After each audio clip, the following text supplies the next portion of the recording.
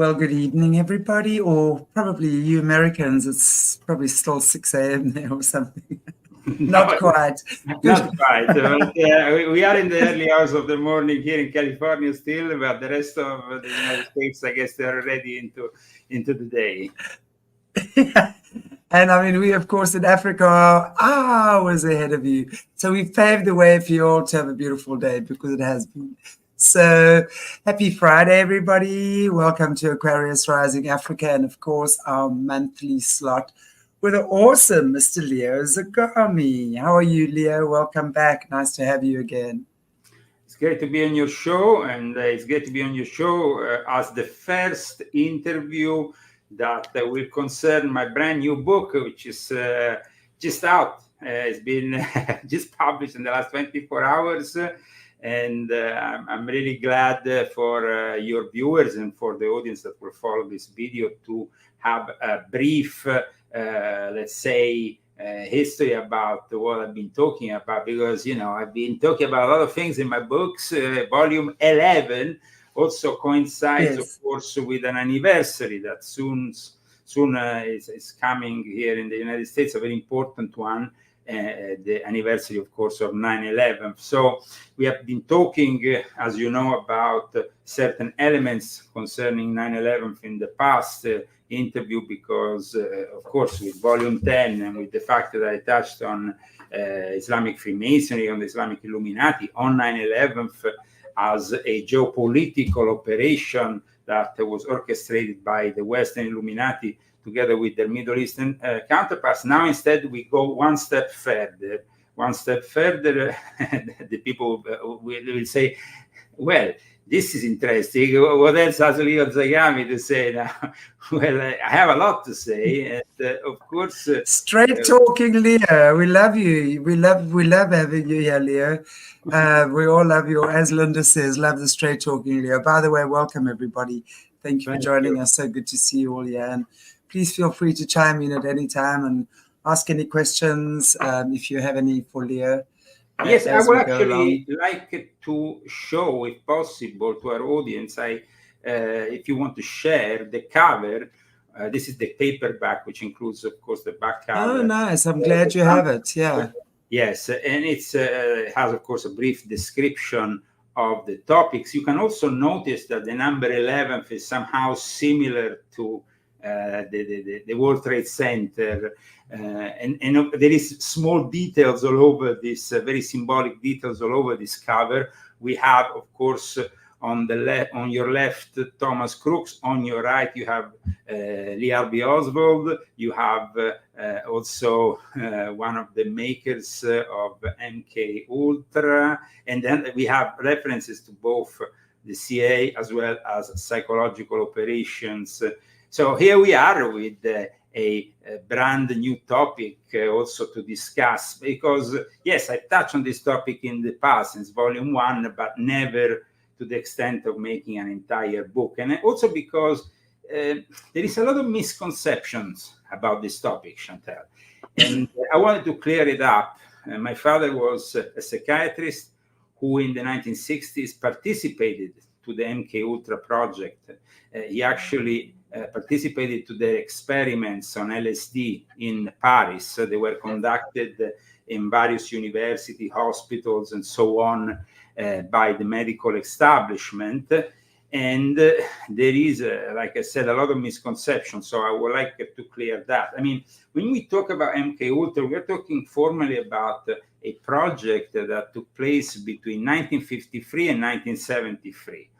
Then, of course, the genie came out of the bottle, though, because all those experiments inevitably brought out new techniques. And those new techniques became not only part, of course, of what the CIA or other US government agencies and institutions might do to us, but also part of a more general awareness amongst also those criminal organizations, but also the deep state that started to use those techniques. So we have to be very honest about the fact that there is a lot of misconception, because when you talk about MK Ultra, people refer to it as something that is happening still today. Today we have, let's say, the results of MK Ultra, the results of those experiments, and as well as new forms of mind control that were started after MK Ultra. And I touch also on those. I touch on the mind war that was inaugurated by the late Michael Aquino, who used to be a lieutenant colonel of the psychological operations. And I also touch on the future of cognitive warfare within NATO and all the rest. So this is not a book about conspiracy theories. This is a book about facts. And these facts are pretty scary. In fact, my wife, who is editing always my books, came out of this book. She was completely shocked. She had, of course, me talking about some of these subjects before. But after reading this book, she came to new realizations, because, first of all, we talk in this book about the origins of mind control. And so if we have to talk about the origins of mind control, these origins go back thousands of years. I mean, they don't go, back only to what was experimented here in the US in a relatively short period of time and recently. When it comes to psychological operations, for example, the first form of psychological operation is the one that was played by some of the greatest minds of the battlefield, people who fought wars, who conquered large parts of the world in a short time, like Genghis Khan, for example. He was somebody who used to use psychological operations to include fear in the people. The same thing can be said also about Napoleon. These were people who were very skilled. They knew that the mind of the person can be bent. And so, for example, Khan was a little bit like an illusionist. The illusionist is playing with cards, showing you one thing and the other. Now, Genghis Khan conquered half of the world, but he didn't do it only with his bunch of warriors from the middle of nowhere in Mongolia, a country that these days has nothing really to say. No, what happened was that he used to play these warriors he had, and he might actually show the enemy he had a lot more than what he actually had. He could show the enemy he had 1,000 warriors, even if he had 100 warriors, simply by bringing them in different parts of the battlefield and confusing the enemy who was, and also there was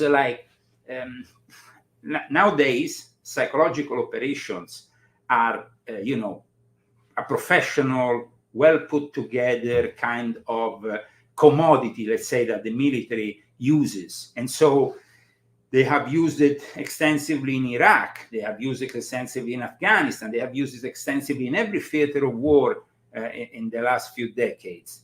And you always send a small team of psychological operation warriors, let's say, to then prepare the arrival of the troops. And they do that in various ways. And the same thing was done by Genghis Khan. He would send a few of his psychological operation warriors ahead of his army, saying to the enemy, these people are fierce, they're going to kill you, they're going to rape your mother, they're going to... you don't want to have anything to do with Genghis Khan. This guy he will eat your heart alive. So these people, once Genghis Khan arrived, they were terrorized. They said, give him everything. And so that is psychological operation. That is basically including terror in the mind of the enemy. And I think that the most ancient form of psychological operation was taught by the guy who teach the art of war. In fact, his main text is known as the Art of War. I'm talking about Sun Tzu. So ancient China. In ancient China, we read about the art of war because that is one of the main texts that military people study when they go to a military school. But we don't know about the psychological connotations, about using spies, using informers, using also to inform the enemy about certain things that might be disinformation. Today, you see, we are living in the I live in the United States of America. The United States of America is the only country in the world that has laws that protect from psychological operations. No other country of NATO has these laws. And there is a specific reason that I explain very carefully in my new book. You can find my new book, Volume 11, of course, on Amazon. You will find the links on leozagami.com. But it's very important to read the title of this book, The Past, the Present, and Future of Mind Control, from Sun Tzu to MK Ultra and beyond. Because in my latest book, I go even further into nanotechnology and the future of mind control. So we start from thousands of years ago, we move all the way to where we are now. And it's a... So what I just want to ask you, when we're talking about 1,000 years ago that mind control started, and I'm sure... I'm talking about not 1,000, I'm talking about 3,000, maybe even more. Yes. You know? Because the elite of the Illuminati, the elite has always used psychological operations on their people under the form of religion, philosophy, or whatnot. I mean, that's the way. I mean, you have, of course, the use of conventional weapons to say, I am the king and you are my people. Yeah. But then you have to have psychological operations so you stay king. Otherwise, you're going to be beheaded. Otherwise, you're going to lose the battle. So that is, yeah, hope that was clear. Yeah, so they would obviously use fear porn. So what I'm saying is if we can trace it back to what, 3,000 odd years ago, what you're saying? I would say that, yes, Sun Tzu, definitely Sun Tzu gives us a timeline which is very, very ancient. But I would say that this timeline can be put even further back because, like I said, I mean, Sun Tzu is... even relatively recent because we don't know the exact time. It's between 771 to 256 BC. But even if we go further into the Babylonian times, even much further into the Chinese culture, we can see that Sun Tzu simply codified certain techniques that might already have been in use. So the thing is, who is mind controlling you? The high priest, the king? Is the priest and the high priest and the king knowing what they're doing? Of course they know what they're doing. They knew what they were doing when maybe skilled astronomers, even here in South America, in the ancient Mesoamerican cultures, used to say, okay, we will have an eclipse now. Let's tell the population that the world is going to go dark for 10 minutes if you don't sacrifice all your cattle or whatever. This is mind control. Of course, not yet codified. Now, as you know, we want to codify everything, and so we want to trace to somebody. The modern schools of psychological operations trace it to Sun Tzu. But like I said, maybe we can trace it even further. Sun Tzu was a Chinese military general, a strategist, a philosopher, who apparently lived in the Eastern Zhou period. So, like I said, between 700 to 200 BC.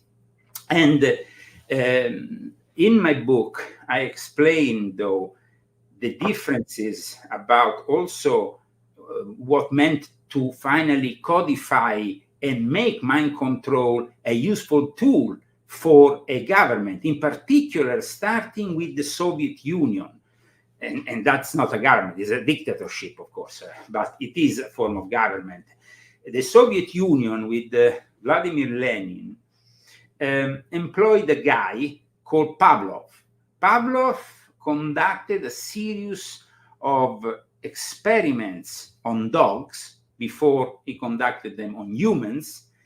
And his experiments are about what is defined as classical conditioning. I give you, I show you something, and the dog reacts in a certain way because he knows that maybe after he's going to eat, or maybe he's going to go out and pee. This is the early forms of classical conditioning that were then studied further on. And of course, when the Soviets, the Soviet Union was established and Vladimir Lenin wanted to mind control his people, he went to Ivan Pavlov. And Ivan Pavlov told him, maybe, I can help you out. The goal was to use this research to better control the masses of Russia. So one of the first questions that Lenin made to Pavlov was, how can human behavior be controlled? Because, he said, in the new Soviet government, we are building a new world. So from that moment onwards, the communists understood that by studying the techniques of conditioning, they could condition the masses. Now, this is, like I said, everything in my book is very scary, because once you start studying it, and you start noticing also that Pavlov, yes, did these experiments in Soviet Union, but it didn't end up there, because immediately after Pavlov started these experiments, there were, of course, Westerners who started to mimicking what Pavlov was doing. And they even brought his experiments to more more extremes, so they could find techniques that will condition the human thought. So it's not about just blaming the Russians, because then the same techniques started to be used in the West. And this is only the beginning, because then Pavlov died in the 1930s, but by the 1940s, the Americans saw what was going on in Europe with the Germans, who have conducted also some really far-out mind control techniques in the concentration camps, brutal mind control techniques. And at that point, they said, okay, we're going to pick up the scientists, bring them to America. We need to do the same in America. Otherwise, we're going to be left behind in the mind control war. Now, there was you see, in the here now today, in 2024, when you talk about the subject of mind control, you usually have a reaction which is like, I'm not going to fall for that, and they laugh like idiots. In the 1950s, they were really worried. Our grandparents, they were worried, because the soldiers that were coming up back from Korea, the Korean War, the prisoners of war, had symptoms of brainwashing. And there was a real worry that the Soviets and the Chinese had actually conditioned in some form those soldiers. So then they had to counter react to all that. And that brought eventually to the formal establishment of Project Artichoke, and then later MK Ultra. And Project Artichoke.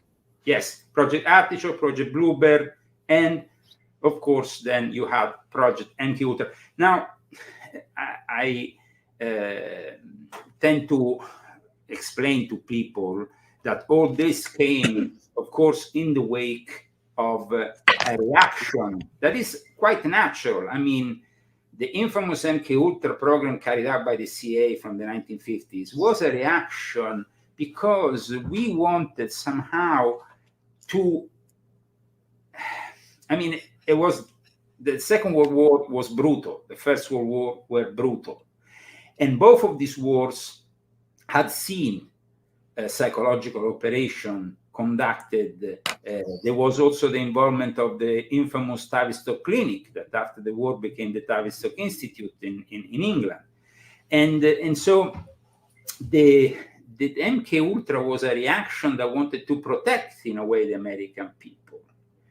So at the same time, though, America, the United States, because of all this mind control stuff going on, they were the only ones in the world who have a law against psychological operation of their own people. How did they bypass it? But then, because they create an alliance, NATO, they said, okay, we can brainwash all our allies. And that's not going to be punishable. So imagine that. So how are we going to brainwash our own people, though? Now, I explain in this book, in a very complex way, that the NATO came down with this diabolical idea. We make it illegal to brainwash people in the US. But at the same time, if we need to brainwash people in the US, we can resort to one of our allies. We can go to to an idiot in Italy, corrupt soldier, military intelligence operative in Italy, and tell them that Saddam Hussein has weapons of mass destruction. Oh, wow. And then bring back that PSYOP in the US and then convince the US that we have to go to war with Iraq. This is just to give you an example of a PSYOP conducted on the American people, but not by Americans. So they could always use the clause of plausible deniability. So if you are in South Africa, you don't have laws that protect you from PSYOPs. Your government can PSYOP you all the way they want. In Great Britain, the same. In Italy, the same. In France, the same. You can be all brainwashed. But if you attempt to brainwash the Americans, we have a law, a specific law. So you see, this is already gives you an idea of who is dictating. But hang on, I'm gonna interject right here, because if what you're saying to me about the laws here, the laws. Okay, just hang on. But if you're saying that America is the only country that has laws that protect its citizens from being brainwashed, mind controlled. It doesn't mean that they're not brainwashed, because they find ways of bypassing this. But I think if you speak to the survivors, and you'll hear a very different story. You know, speak to people that have been, and children that have been subjected to that over the years. Sorry, Chantel, I'm not saying that this law is respected. No, it's not. I'm just saying that's such double standards. That's huge double standards. Of course. The biggest ever. But that's why it needs to be exposed. That's why I needed to expose all this. And that's why for sure. important that people read my book, because they're going to see that there is actually laws that protect us here in the US, as well as not protecting you in your countries that are basically puppet countries of NATO, which is controlled by America. Sure. So, of course, for me, it was very important to write this book, because there is a lot of ignorance on this subject. And you see, my father was one of the most known psychiatrists in the world at one point. Even Pravda in Russia wrote about him. So he was chosen by Meyer, who was Carl Gustav Jung's disciple, and Carl Gustav Jung had an enormous say in MK Ultra, in Tavistock. Right. So my father is somebody who had experienced this directly, and I was teach techniques. For example, when I took LSD myself, my father taught me this technique. I had a special substance that I would use in case the LSD will go out of control. These are things that normal people don't know about. So there was experiments that were done, and I participated willingly myself to know more about what was done. So I think that is important. Like when people talk about Aldous Huxley, and they talk about the doors of perception, a brave new world. Oh, so wonderful. Jim Morrison was, oh, wow, he was inspired. The doors of perception, and everybody became hippie, and oh, wow. And everything seems fine and dandy. No, Aldous Huxley was part of the problem. He worked for Tavistock, he came here in California, and he worked for MK Ultra.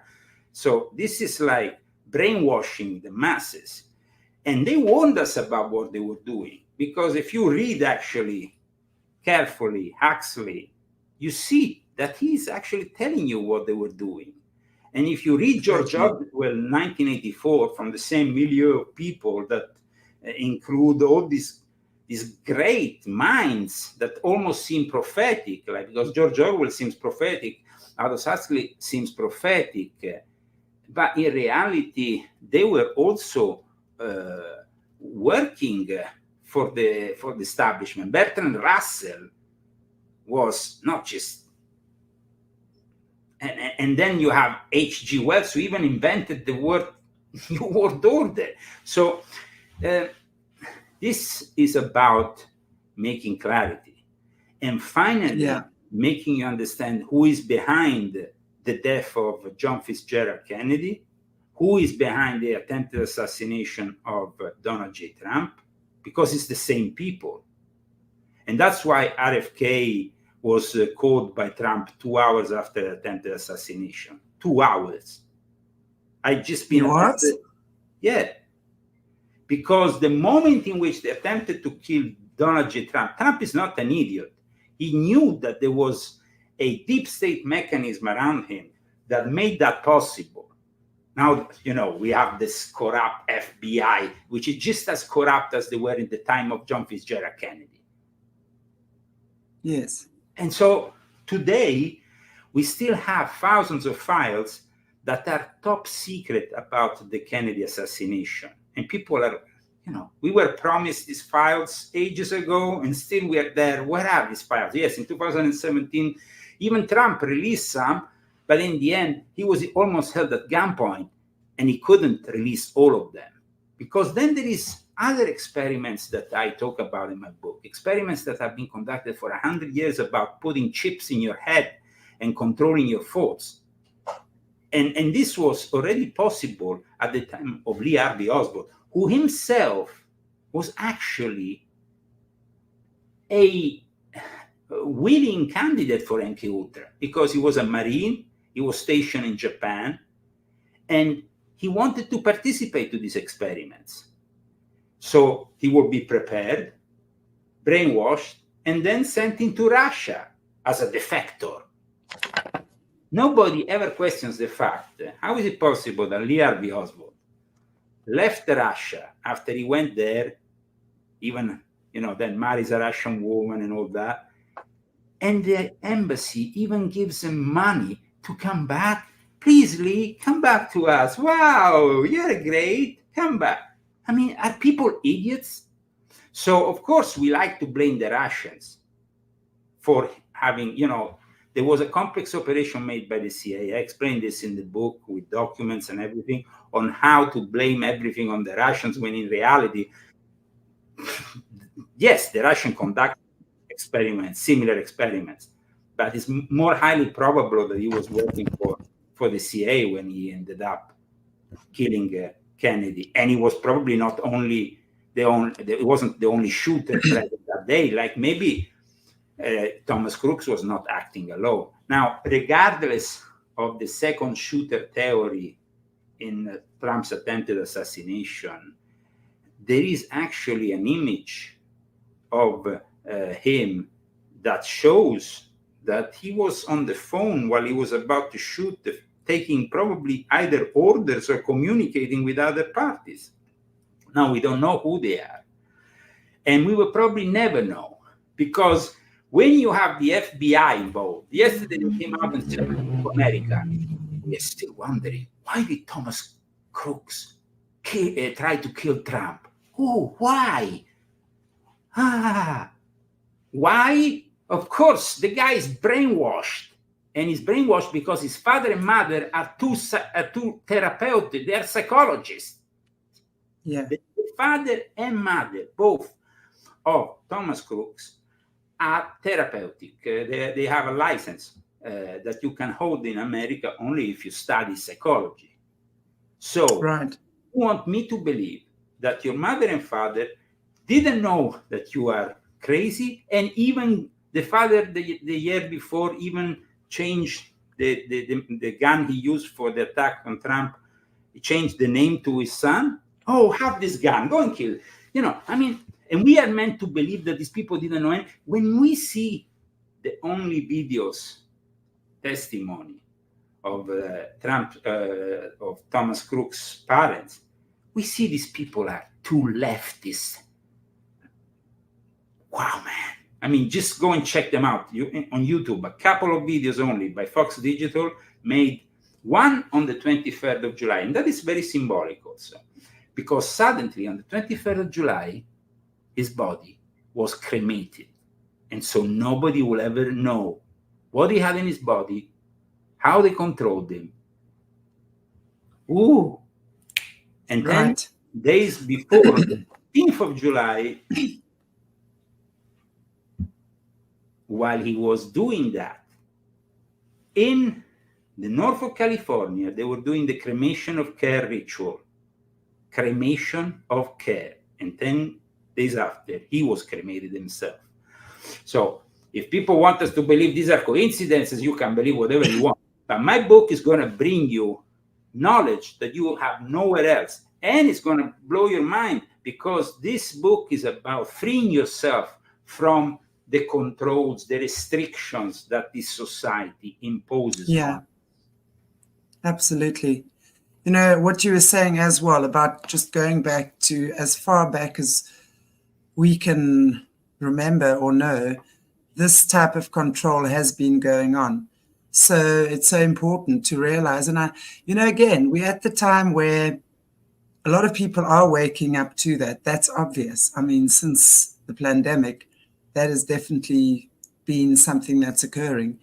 But by the same token, and it's true what you say as well, what we're seeing a lot of now is the results of MK Ultra that I think took place a lot of that I'd say in the 70s, 60s, 70s. Well, you see, the thing is this, Chantel, in 1973, very conveniently, the then director of the CIA, destroyed most of the documents. He said, oh, I was very scared because the Watergate scandal, this and that, so we had to eliminate all the evidence. Evidence of what? What it has to do with the Watergate scandal and Nixon? Well, there is a connection actually there, but you have to discover it in my book. Anyway, the fact that they destroyed all the evidence means that we will never have clear all the vast range of experiments that were conducted in all the 149 sub-projects of MK Ultra. Never. How would you say, if we're looking at sort of the older techniques they were using, and there's no doubt in my mind that these guys would have obviously been advancing just in exceptional ways to advance the techniques to gain control. So I'm sure it probably over the years got worse and worse and probably more and more cruel, because we know how they do that nowadays with a lot of the MK Ultra survivors. So how would you say, when you say there's new MK Ultra programs I would say actually now? Sorry, I would say actually the contrary. I would say that the techniques became less and less painful the more advanced they became. That's why now we are all brainwashed thanks to our social networks and just simply having a phone in our hands. We don't need to have sleep deprivation, drugs, lights that flash and all the rest. We just simply need a phone. And then they're going to start flashing things through the phone, and then they're going to brainwash us. So now there is a more subtle persuasion, which is much more insidious, and that is part of the ultimate development of that classical conditioning of Ivan Pavlov, which I talked at the beginning of our show. So MK Ultra was about research that was conducted in a time in which, not only in the CIA, because then there was similar research being carried out in the military at Fort Detrick in particular, these experiments were based on the use of drugs. But drugs ultimately used together with hypnotism, of course. Because first of all, they understood that hypnotism on its own doesn't work. I can come there and say, Chantel, watch me, give me your eye. Exactly. You know, and then maybe I can condition you, but if you are skilled, you can avoid the conditioning. Instead, I mix mesmerism, which is basically an hypnotism, which is a development of mesmerism, which, by the way, it's a creation of the Illuminati, because Mesmer was an Illuminati, just like Count Cagliostro used to go around Europe, one of the heads of the Illuminati, and hypnotize people. But they mixed that together with the drugs.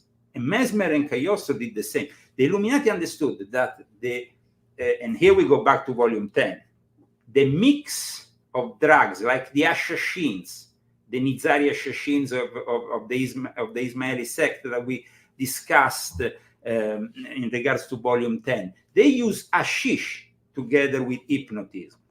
There was a substance. So the mix it opens. It opens, It makes you control better because you are. So they use all this MK Ultra. More open to suggestion. Would you say, because obviously we understand mind control is all about suggestion. So obviously, as you say, and I think you're probably right, but I don't believe.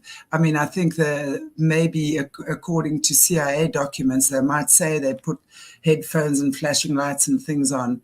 That's not how they do it. I mean, there's a lot of trauma. No, there is a lot of trauma. And I said, all that trauma, induced trauma with drugs, things, induced sleep deprivation. Yes, absolutely.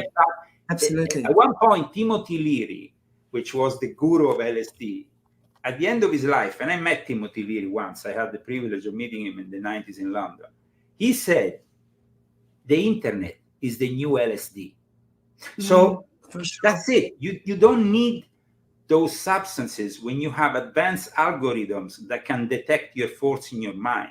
So I think that MK Ultra was good for its period. I mean, good, bad, exceptionally bad, but it was something related to the period in which, in fact, we can see the results of that MK Ultra, especially in the 60s and 70s, in the use of drugs by the masses and everything. You know, there were actually MK Ultra agents going around Europe giving LSD to people, so experimenting and also pushing the society into various directions that were unprecedented because LSD opened up to certain perceptions that so it was actually open to Europe. Wasn't LSD created in America somewhere in the 60s? No, it was actually LSD was created in Switzerland, and the exclusivity was by the Sandoz laboratories. At one point, though, the CIA wanted this drug to experiment, and so they went with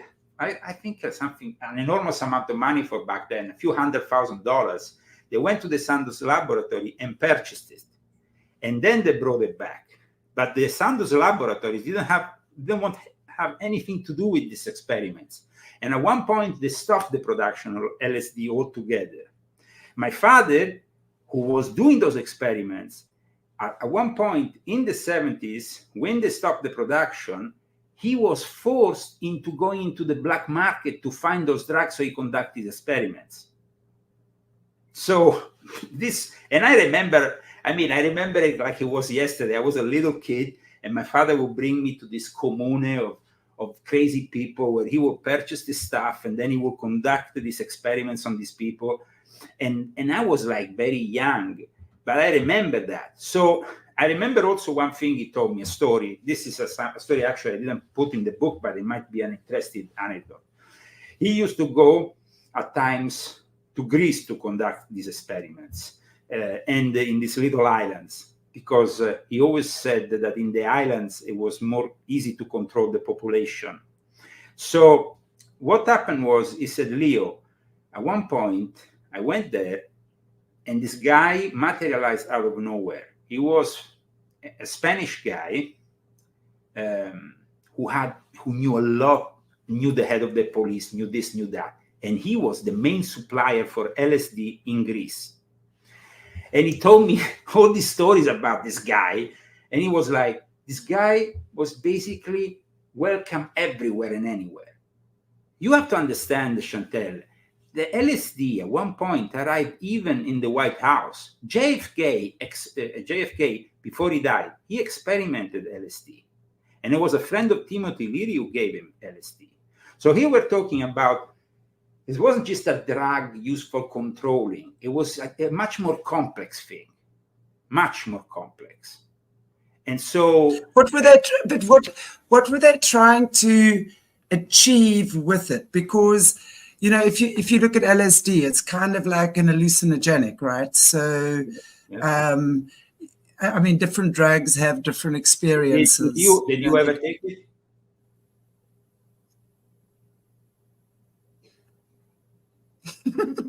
No, because I'm very honest about it. I took it. Yes, I did. I have taken LSD. I have, yes. So the moment in which you take LSD, you change the perception of the things around you. You have yes, absolutely. Okay. Now, like I said just a moment ago, their intention was not, I mean, of course, there were people like my father who wanted to conduct very detailed researches into the mind, this and that. But the basic research that the CIA wanted to conduct was simply to know if they could control people using this drug or make them reveal things. Now, they failed on exactly. that. They failed. I mean, at one point, one guy ended up throwing himself from the window, or they throwed himself from the window, the famous Frank Olson. Frank Olson was the victim that in 1953 ended up his life. He was a bacteriologist trained at the University of Wisconsin. He was recruited by the CIA for MKUltra. He began to express doubts about it, though, and he told his wife that it might have been a terrible mistake before, of course, his life was ended. He was suicided. This situation about Olson was actually the main scandal, and probably the only scandal that ever went out of the MKUltra top secret, ended up in the White House, because then the family of Frank Olson was received in the White House and they had to apologize to the family. So that was the only case. But probably there is thousands of cases similar. There was at one point, San Francisco, out of all places in America, after New York, was chosen as a hotspot for a new kind of MKUltra experiment. The initial MKUltra experiments were people who willingly agreed to participate, like Lee Harvey Oswald. The other kind of experiments were the ones instead conducted on unwilling and people not even knowing. They were simply going and with children. That was another branch altogether. And actually, that was really terrible set of experiments that were conducted by people like Cameron in Canada. And that was really terrible stuff, because it wasn't only about using the drugs, it was literally about trying to split their personality with trauma-induced techniques that were lacerating for an individual.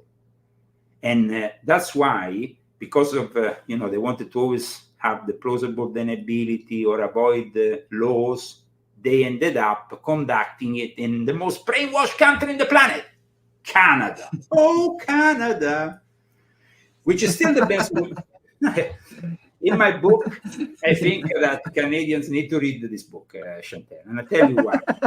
Because not only they had the MKUltra experiments, but there is evidence, and this is certified with documents, that they conducted also a massive psyop during the pandemic. I'm not going to go into the details because otherwise this video is going to be removed. But you can find it, of course, in my book.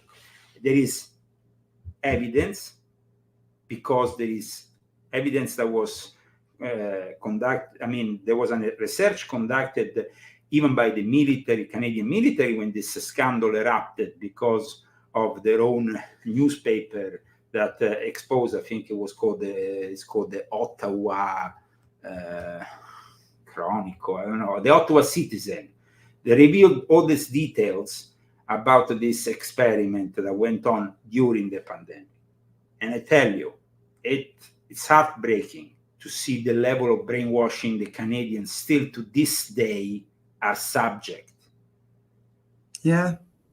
I honestly think that Europe and America are the worst hit when it comes to being brainwashed. Hey, actually having said that, I mean, Australians are having and always have had a really rough time. I tell you the worst, let me tell you the chart of the worst hit countries so you can understand why. The worst hit countries are Canada, New Zealand, Australia, for one reason. They are part of the former British Empire and they are considered as B citizens from the UK. Right, exactly. So the Tavistock Institute, likes to conduct their experiments in these countries, which are, and they have always the possibility of not being then traced back to them. Because remember that every time something filters out of these experiments or these projects, then there is big scandals that erupt. I mean, in Canada, they actually had to give a certain amount of money to some of the victims, even as children that were traumatized by these experiments. However, because of a law, they tried to get other money, but in the end they gave very little money altogether, because they used this camouflage of saying, oh, well, Canada retroactively, you can't use this law for foreign countries because it was the US. So in the end, you're not going to get anything. That's it. They always find, you see, these people, they don't only have the medical establishment in their hands, the psychiatrists, the psychologists, the doctors, the health establishment, everything. They have also, of course, the military industrial complex in their hand, and they have the news, the media in their hands. So nothing ever comes out, no? But one thing, leaving Canada alone for a moment, because we have mass shootings here in America, and people talk about mass shootings all the time. Why we have all these mass shootings? Well, when did this mass shooting start? In the 90s. And what else started in the 90s? Prozac. Antidepressants that were initially discovered and launched. And for kids as well. The one for kids, Ritalin, Prozac and Ritalin came out at the same time. I talk about both in my book. I talk about reason, I talk about Prozac. But of course, they have two different ways of operating in the mind. So I specifically explain what happened. I mean, Prozac is fluoxetine, while instead, but in the end, these random shootings at school, post office, in shopping malls are not random at all, because they have made it way too easy to push this garbage on people. Right. And unfortunately, the results are terrible. I mean, when you take when I remember this in the 1990s, it was 1993, 94. I was conducting the Magic of Abramelin in the Mage. The Vatican didn't want me to carry on this operation. I was targeted by them. And at one point I was locked up, and they wanted to force me to take this bullshit Prozac stuff. So, I had my father who was an expert, and I was saying to my father, are these people insane? Do they think I would be brainwashed by the garbage? So I picked up, I remember this doctor said, Leo, I give you this big, and he gave me like, I don't know, there must have been like 1,000 Prozac in a big jar, this big. And he said, this is my gift to you. Okay, I picked up the jar. You know what they did? I went to London. What a wonderful gift. Listen, because it's even more funny. I go to London. I invite all my friends from the Ministry of Sound. I remember my friend DJ Harvey and everybody else. And I make a big party. I open the jar. Whoever wants fluoxetine Prozac, you can have it. And it was a great party. And they ended up there. That's it. A one-off. A big jar. Massive jar. So was everyone very happy at the party? Was everyone the party was great. We had a wonderful time. I think people were ever so happy. I mean, that's the way you should approach it. I mean, if it's a joke, it's a joke. And so these people, they wanted to control me, but of course it was very difficult for them because, my father was one of the experts in this field. So he would just laugh at whatever they wanted to do, and I would be laughing with him. And so that's how it went. But I want to ask you, I mean, it's the first time you've actually mentioned your dad as well as your involvement in MK Ultra. Yes. So reverse a little bit back there, because I think we're all quite interested to know about that. When you say your dad was involved, in the MK Ultra programs, how was he involved? And when you say you were involved, how were you involved? Were you I got involved. Things? I got involved not directly. My involvement was, of course, an indirect involvement, because I asked my father if I could experiment myself, and I said, help me out, because I want to. I had a guy from the 'Ndrangheta mafia. It was one of the most fierce mafia in Italy. He had the opportunity of getting, because it was really difficult to get pure LSD, almost impossible. Because a drop you can do I don't know, thousands of trips, but then they mix them with other stuff. So LSD, pure LSD, after the Sandoz laboratory ceased the production, was very difficult. However, I got this guy who was called Antonio Gallo, who I met when I was actually involved in Operation Gladio, who said, Leo, I have this stuff. I don't know what to do with it. They gave it to me. So I said, well, don't worry. Give it to me. I'm going to use it. Of course, I mean, it was... So once I got it, I said to my father, how should I use it? And that's how I got involved. And so my father, of course, Elio Zagami is a well-known researcher. But what happened was this.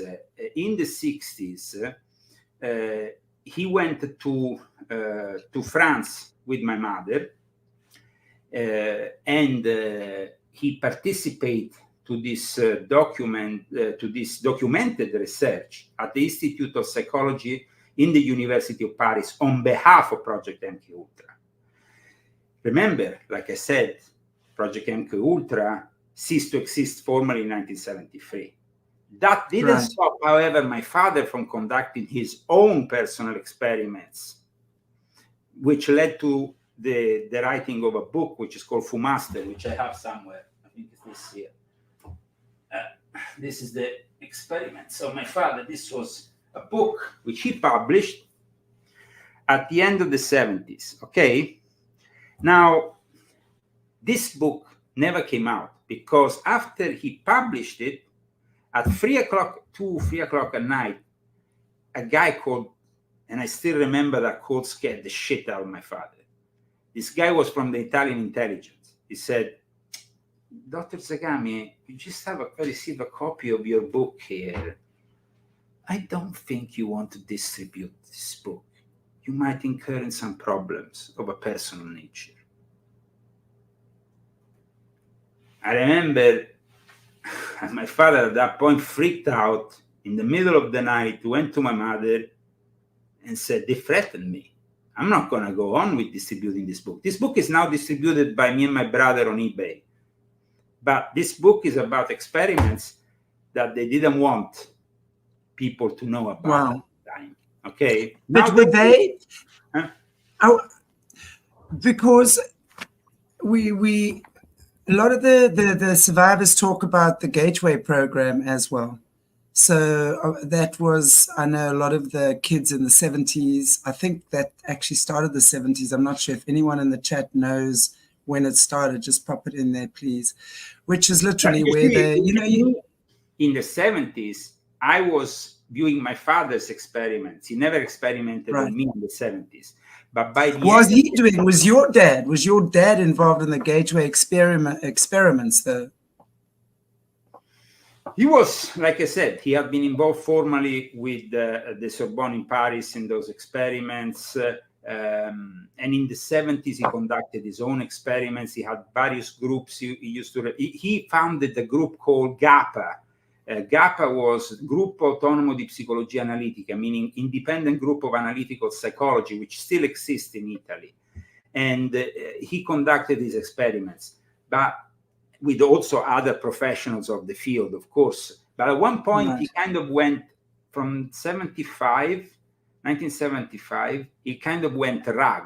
He left the profession altogether and he said, I'm going to conduct my experiments out of the academic field because I don't want to have anything to do with MK Ultra. I don't want to have anything to do with the Tavistock Institute. I don't want to have anything to do with... One thing I still remember, and this I wrote in my book, my father, we were in Sicily, talking to my mother, very much in pain about the fact that they were using psychology against political people, for the political abuse of psychiatry. Now, today, this kind of abuse, historically, they always blame it on Russia. Yes, the Soviets used to use the political abuse.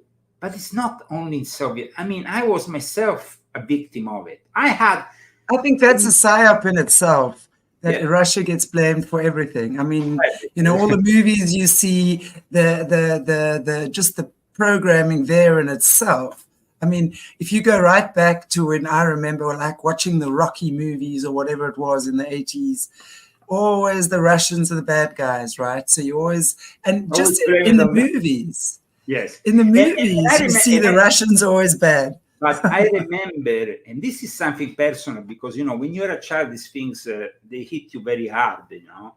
And I remember my father literally with really angry, almost with tears in his eyes, talking with my mother about the political abuse of psychiatry. He didn't want to be part of it. He said, I'm not going to be part of this.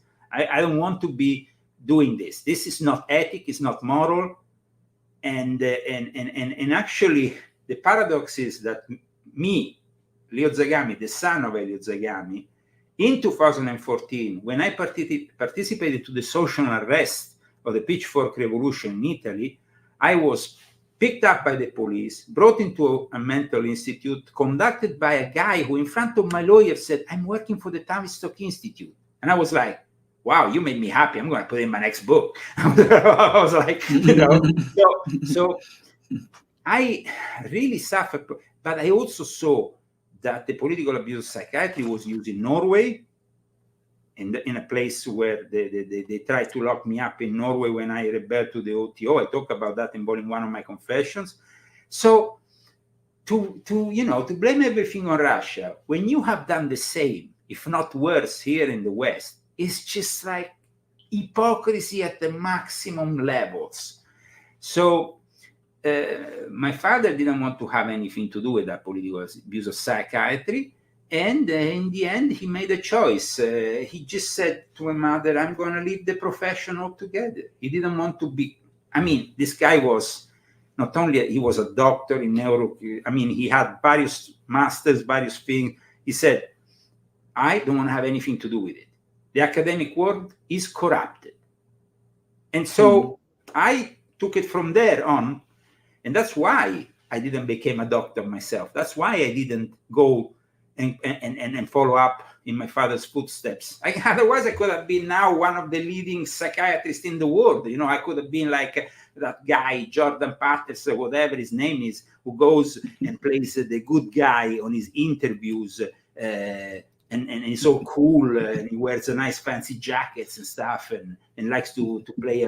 Jordan Peterson is today, everybody, Jordan Peterson, wow, Jordan Peterson. You know, but let's be honest about Jordan Peterson, because No, I agree. Carry on. Sorry, carry on. Let's be honest about Jordan Peterson. He's a very intelligent guy. He's a psychologist, an essayist. I mean, I love his work. But guys, he was a teacher for many years in Canada. He's part of the system as much as anybody else. Of course, now he has walked out of that system. He has more credibility.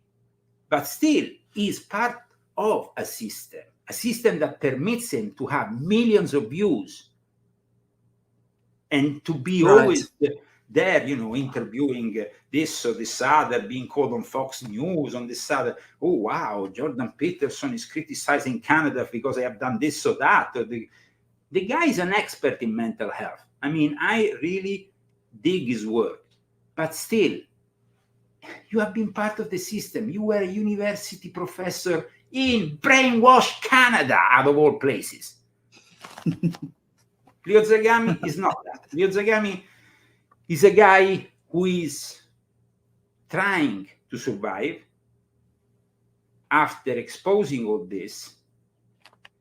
And today, I don't even have the possibility of being on InfoWars anymore, because Alex Jones got scared by his people who are financing him.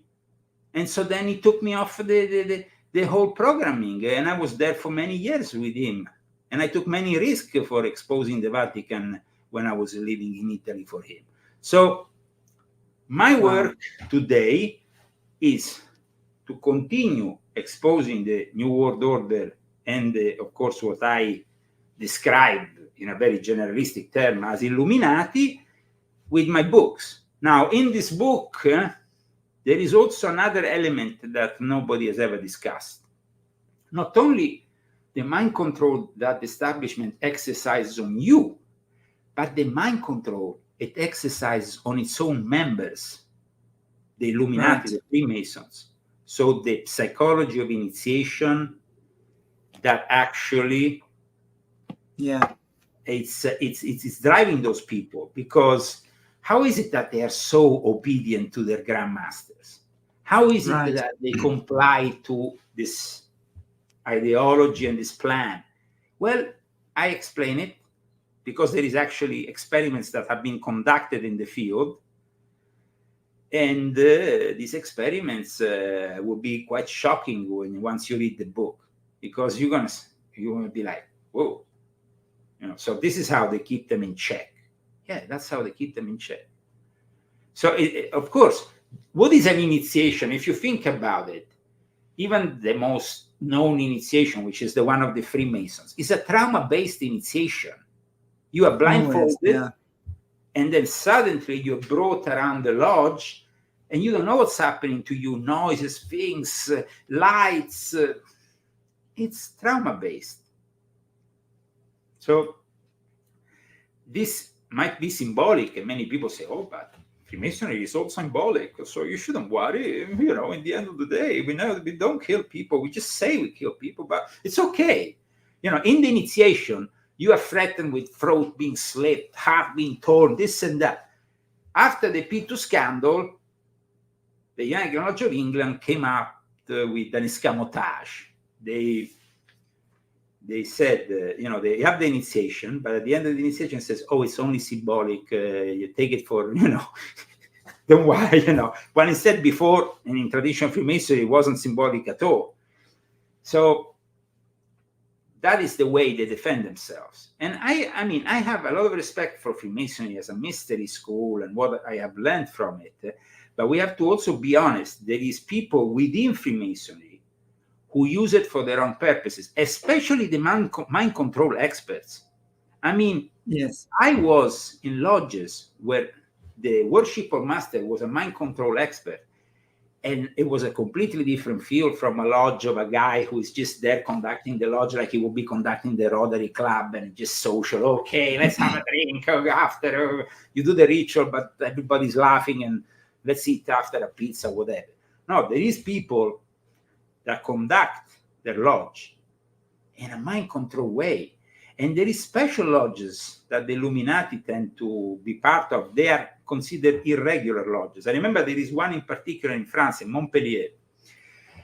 And they claim to be part of a lineage that goes back to Cagliostro, but also a lineage that claims to have very advanced knowledge of neurolinguistic programming, mind control, mesmerism.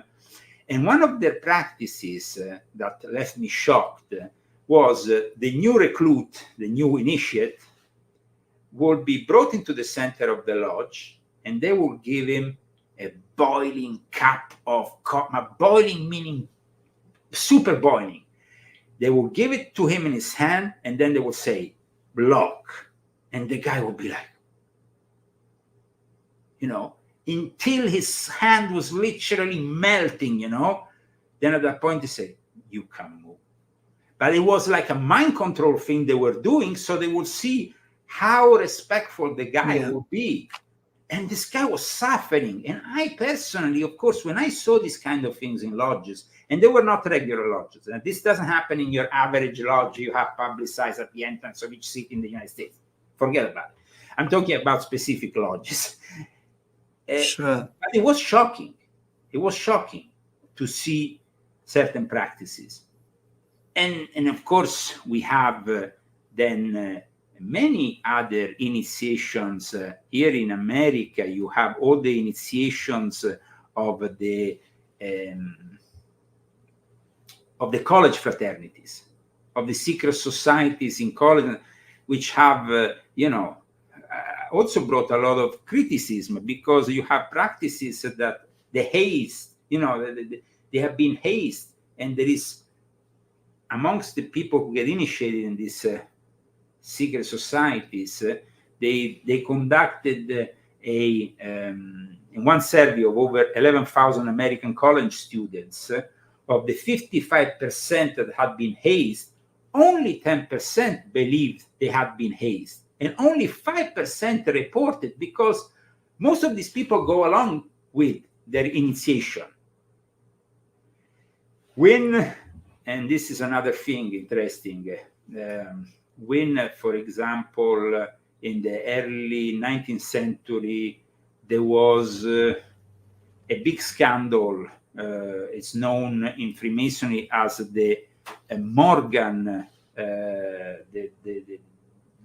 think it's known as, I think it was the Morgan affair. I don't remember. There was basically a guy who, he died, and they blame it on the fact that he had allegedly revealed the rituals of Freemasonry. Okay?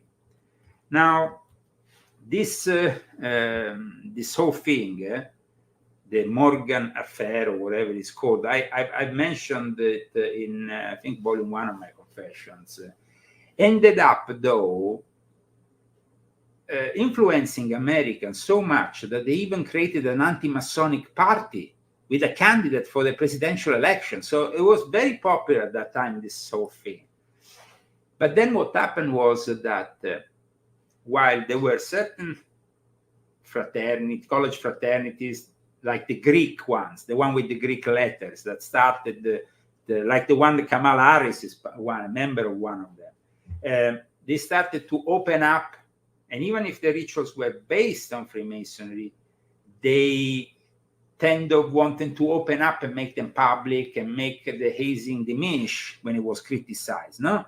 But then there were a counter reaction that produced Skull and Bones, because in that period, the people from the Skull and Bones at Yale University saw what the Greek society letters were doing, societies, called Greek letter societies, the Alpha P, I call them, I don't know if you ever heard of them in South Africa, but they have all this name, Alpha P, Beta, or whatever. That's why it's called Greek letters fraternities. The people in Yale said, well, you are too wishy-washy. You are becoming too mild. We want to go back to the roots. And that's what brought the Skull and Bones to be the Skull and Bones. So it also creates this kind of reaction. I also, in my book, talk about the initiations of the Skull and Bones, of course, which is the oldest senior class society at Yale University, but I also talk about the Bullington Club in England. This is very important, the Bullington Club, because we had prime ministers from the Bullington Club. We had Boris Johnson, we had David Cameron, and their initiations are pretty vile. I mean, they're very, very Clockwork Orange. They go to a homeless person and burn 50-pound note in front of them. That is one of their initiation. Another initiation consists of them always in this kind of setting. Come on, that is just cruel. I know, but it is even worse when they put their dick in the mouth of a dead pig. So, I mean, we are talking about some pretty far out stuff here. The Bullington Club is, I think, is more similar to what you find in the Clockwork Orange of Stanley Kubrick. The Clockwork Orange of Stanley Kubrick is one of those movies. Of course, in my book, I discuss certain movies that I invite people to see. Now, today, MK Ultra is too overly pop, so you find it also in movies that are really demented, like, you know, the Ultra American Story, things like, I mean, a little bit too. But there is certain movies that are very important, regardless of MK Ultra, regarding mind control. One of them, of course, is The First Manchurian Candidate. That was a movie that was prohibited after it came out for decades, with Frank Sinatra. That movie was prohibited because Frank Sinatra called Kennedy to have this movie approved and passed by the censorship.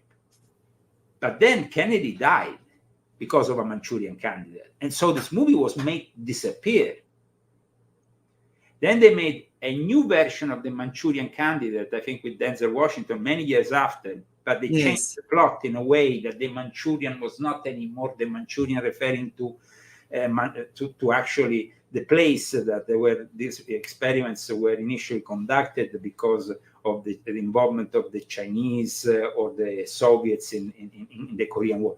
No, it was it was different. It was a different kind of thing. But still, there is the topic of brainwashing and of the Manchurian candidate being a guy who ends up wanting to kill a presidential nominee or a guy elected. I don't remember now, the Washington one. But it is about trigger words, about programming. So the Manchurian Candidate in both versions is a movie that needs to be seen, as well as, of course, Clockwork Orange. Clockwork Orange is a movie that for many reasons needs to be seen. And it's a pretty scary movie. Yes. The substance. Is it still around? That movie is so old. Is it still around? Clockwork Orange. Clockwork Orange is a classic that I don't think will ever. I mean, Stanley Kubrick did movies like that one, and of course Eyes Wide Shut, that I think, and many others that indicate. I think it's. I mean, it's a dystopian. It was an adaptation of Anthony Berger's 1962 dystopian thriller, and it's incredible because it has elements. The way they were dressed, they go around, very similar to how the Bullington Club goes around. And what they did to the homeless person in that movie, there's a lot of similarities. The drug they take, this mix, this weird thing, Yeah. And then when they get him and he gets, his eyes open and he's forced into watching things, that is mind control at its true. Yeah. So absolutely. I think that is important for people to see, because objectively it's an important thing. There is, like I said, nowadays MK Ultra has become a pop thing. So nowadays people tend to exaggerate. When it came to Thomas Crooks, I opened my book, in fact, stating that if we have to be honest about it, MK Ultra was formally dismantled in 1973. So you can't say that Thomas Crooks is part of MK Ultra because he wasn't even born in 1973. So you have to be honest about it. But his techniques are present. And then also there's another reason. While Lee Harvey Oswald might have actually been a Manchurian Candidate programmed within MK Ultra as a volunteer, instead, Thomas Crooks might have been either psyoped from like many young people today. They are the victim of psychological operations, and even if they are unaware of it, because, like you said, there is constant brainwashing attempts that are pushed on the general population, and those constant attempts are part of a psychological operation. Now, a psychological operation is a less personal thing, but it hits you in the same way. I mean, why did he want to kill Trump? Who brainwashed him to make him kill? To do that, yeah. That is a psychological operation. So I think it's very important to distinguish. I mean, Thomas Crook was probably never part of a specific program, but we don't know. He could have also been injected stuff, or he could have taken. It's very suspicious, the fact that they have cremated their body. That is very suspicious. Yeah, absolutely. So, and they did it in a rush. That's why at the beginning of August, nobody knew that his body had been cremated. It was only because a Republican representative went there and asked, "Can I see the body?" "Oh, sorry, it's been cremated." Absolutely.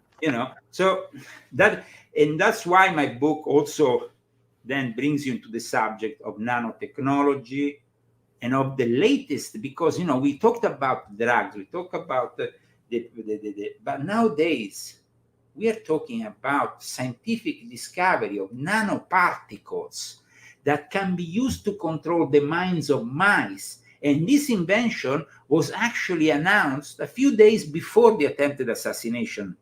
This is an official study that is being conducted in South Korea. You can go in the internet and find it.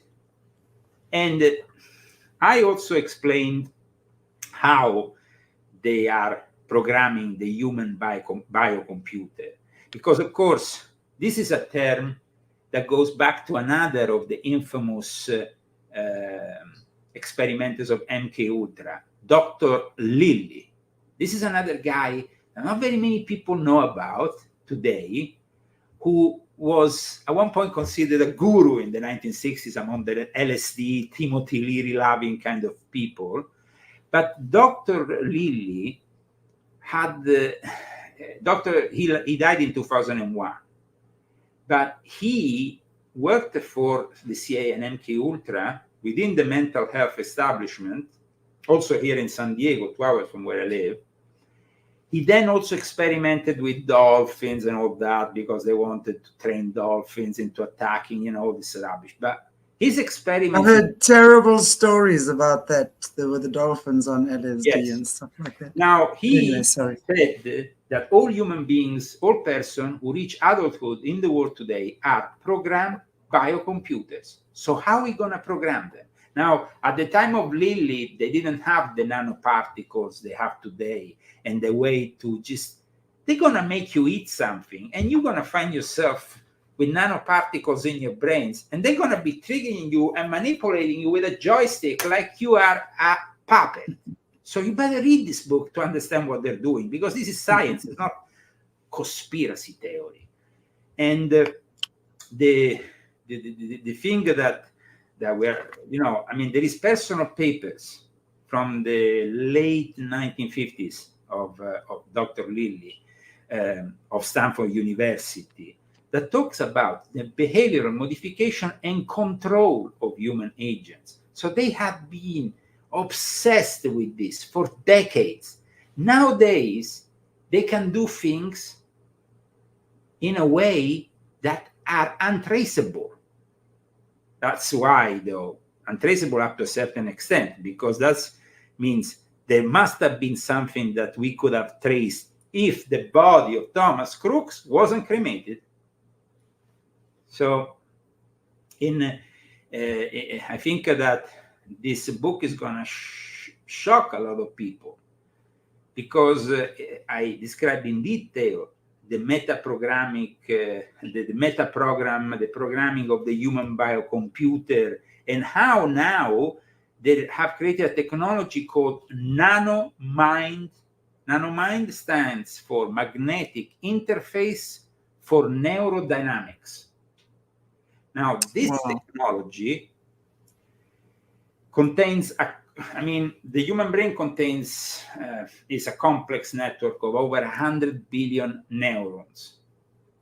And you see, when the MK Ultra program tried to control people through the use of substances, it was quite primitive. Nowadays, they have this technology, aided also by AI, makes it just like perfect. We are creating, as we speak, brainwashed individuals, control robots, basically, that will kill anybody and do anything. The experiment, we went from the first experiment on animals that maybe they didn't involve invasive surgery, but they had this bulky external system, bells and stuff, to the nanoparticles of today that are inserted in the mice. The mice, they don't feel neither the bells, neither they have anything invasive in them. They act normally, because it's a very subtle thing. It's not, we go back to what you said before. Yeah, the experiments were very brutal, but nowadays the new technology makes it much more easy and less brutal. It doesn't mean that in the end the result is not the same and is not less dangerous. Yeah. I would say it's probably much more effective the way they're using it nowadays, because they're using like these direct energy weapons. There's terrible things they're doing. That's another topic right that I touched in my book, and that's I'm actually glad that you, because we don't have much time left, I'm glad that you brought it up. We talked a lot about in the past the Havana syndrome, these directly energy weapons. Let's not forget that we are, as human beings, emanating a magnetic field around us. And in fact, it was Michael Aquino, who was a great proponent of this kind of weapons, who termed he coined this term the Homo magneticus, So the Homo magneticus is subject to these magnetic fields. Now, the first technology, though, that we finally have to freely control specific regions of the brain has been announced only in July of this year by Jin Woo Heon, who is the director of the EBS Center of Nanomedicine in South Korea.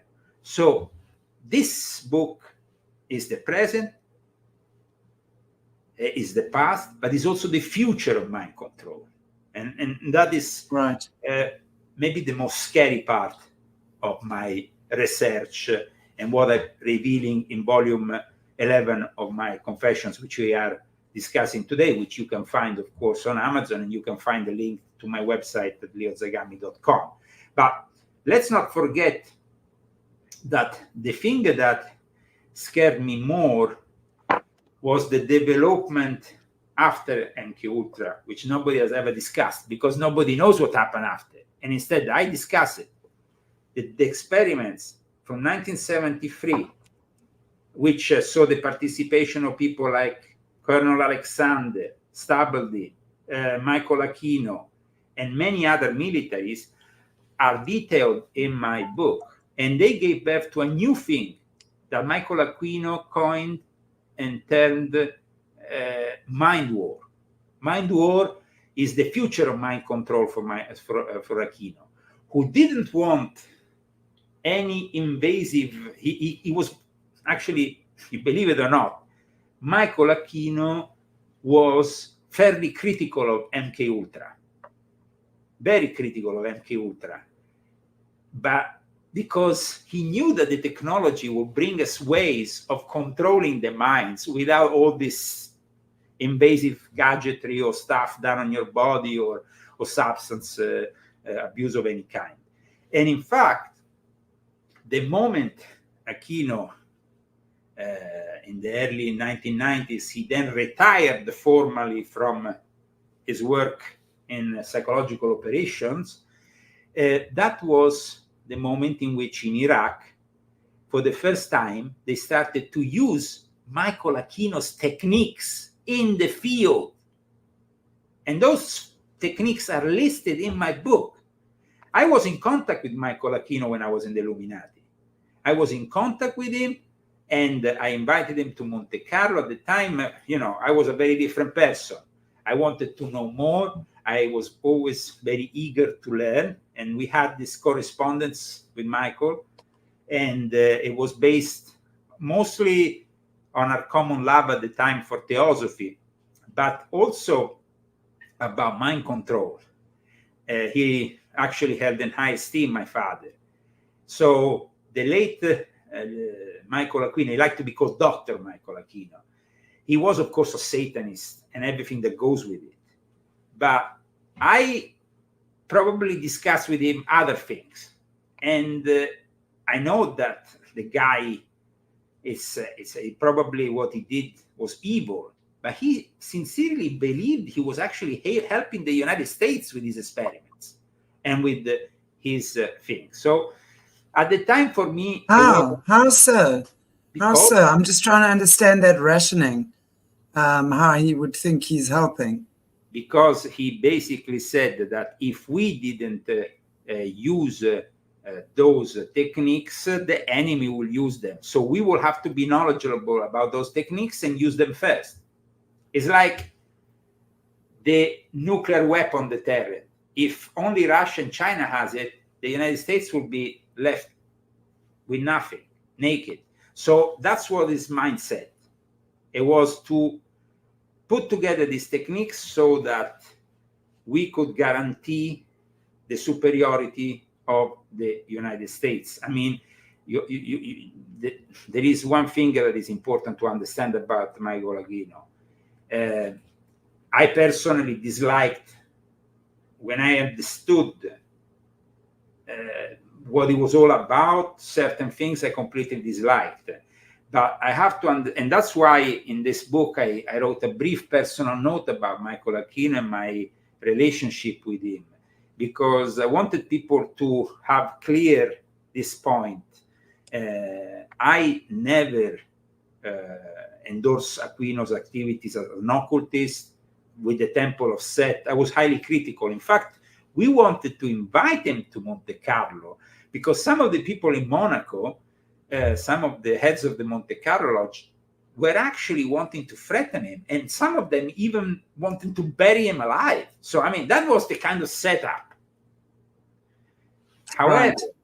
However, Michael Aquino was probably understood that, and in fact, he never showed up in Monte Carlo. I even published a letter he wrote me saying, "Oh, I can't make." He's like, "Dear Mr. Zagami and Mr. Junquilla, thank you for your kind invitation to meet with you in Monte Carlo. Please accept my apologies. My current responsibilities will probably keep me stuck in California for the time being." He kind of like was very diplomatic about it. But here we're talking about a guy who was part of the psychological operations and whose actual influence, and I showed this influence, because this guy had written a groundbreaking paper in 1980, and that paper became the beginning of a complete change in the way psychological operations will be conducted in the US military. So it's important to understand that. And in fact, in my introduction to the book, I say, at one point, I say the motto of the psychological operations here in the US, an important motto. But I say also another thing. I say in the introduction, I hope that the last word can be ours, because they say the word is what wins. That is what in psychological operation, the word wins. The ghost into the machine, the ghosts in the machine that they project. And I say, I hope the last word can be ours, not theirs. That is very important. Right. Okay. So because otherwise maybe people can speculate and say, "Oh, but Leo Zagami this, Leo Zagami that." No, Leo Zagami is somebody who has gone through all these experiences, wants to share them with you in the hope that we can become aware. Now, in the 4 psychological operation groups recites verbum vincere, the word will conquer, and I'm quoting here my own book, the introduction, I say, let's hope it is our word and not theirs, as the latest development in modern psychological operation sounds like a creation of the late Lieutenant Colonel Michael Aquino, one of Satan's little helpers. So I hope that today I gave you a good glimpse of my latest book, and I hope that you enjoyed it. I really like Satan's little helper. Yeah, he was definitely the biggest creep I ever met. Even if I didn't meet in person, I met him. No, but seriously, the first time I heard about him, and the first time I heard about him was interviewing Jesse Zabota 4 years ago. In fact, on the 1st of September, which is Sunday, is the birthday of this channel, 4 years old. So happy birthday to Aquarius Rising, everybody. Yay, 4 years old on Sunday. But Michael Aquino was one of her abusers. He was one of her chief abusers, handlers. Yeah. You see, he tended to always dismiss the Presidio case there in San Francisco that involved them directly with the possible abuse of minors. He tended always to dismiss that. He said that there was no factual evidence, though there was actually testimony from children, and he silenced a lot of people conveniently by his position in the military. He was able to kind of, you see, what happened with Aquino was that he went to Europe, and a lot of the work that is done now by NATO and cognitive warfare comes also from his teachings from that time. But he went to Europe and he conducted, and I talked about this in Invisible Master especially, but also in other, I mentioned it, I think, in other parts of my confessions. He conducted this ritual at the Bessenburg castle of the SS in Germany, the castle that used to be Himmler's headquarters. After he conducted that ritual, he says that for revenge, the Jewish establishment here in the US tried to use that case against him. I personally think that the case actually probably was true. He had probably abused minors. And I think that he was creepy enough to maybe do that. I don't know. Maybe. I have no doubt that I have no doubt. There's been more than one survivor that has named him, most definitely. So seriously, but hang on. When I first heard about him, I actually Googled to see what he looked like. I mean, when you look at this guy, I mean, come on, his eyebrows. How do those not look like the devil's horns? Right there and then, you would know that he belongs to little Satan. He's little Satan's helper there. I mean, seriously. I said that there is friends of Aquino who said that I looked like Anton LaVey, and I said, I'm nothing like Anton LaVey, you know? I mean, I remember when back in 2001, in a retreat of the OTO, Carl Abramson, who is himself very high up, both in the Church of Satan and then in the Temple of Set, and who was a personal friend of Anton LaVey, as well as Aquino, and who is still alive. Carl Abramson is still quite young, he's my age. He said, Leo, you look like LaVey. I want to propose you something. Come out with me. So I went out with him. We were like in the middle of nowhere in the Norwegian countryside in this retreat. I said, Leo, if you have $350,000, I have an opportunity for you. You can buy the Black House of LaVey in San Francisco. Marilyn Manson doesn't want it, but we need to have a buyer. Otherwise, they're going to destroy it. I was like, yeah, whatever. It was destroyed, fortunately. I didn't buy it. It's fine. It's fine. You can keep it. You can keep it. You can have it. It's fine. Absolutely. So thank you. I'm good. I think that you gave the opportunity of a brilliant chat today, and I brought out probably stuff that I learned today. Thank you, Leo, and I know everyone else did too. So thank you so much, everybody, for joining us again for our monthly chat with Leo. Look forward to seeing you in 4 weeks' time again. Check out www.leozagami.com. That's his link for his website, and grab a copy of his new book. I'm getting a copy now. Is it on Kindle yet? Because, you know, I can't order from Amazon. Both on Kindle and paper. Okay. I'm going to get it on Kindle. I'll definitely get it on Kindle because... Read the book, and maybe next month, once you read it, you have other questions for me in our next chat. I look forward. I will definitely do that. Looking forward to that. And thank you again, everybody. Leo, it was absolutely fascinating. And thank you for spilling some tea for us. Bye-bye. God bless you guys. Regardless of the spooky subjects we discuss, and of course, the most spooky one, Michael Aquino at the end, I think he's definitely one of the main characters in my new book, because you will discover that thanks to him, unfortunately, we are leading our military in the wrong direction. Let's bring them back to Christ, because I think they're getting too lost in the devil diableries here. All the best. Absolutely. God bless, Leo. Thank you so much. Take care, everybody. God bless you all. Have a beautiful weekend. I'll see you tomorrow night with Caleb on Patreon. Watch the space. I'll let you guys know tomorrow. Take care, everybody. God bless you all. See you soon.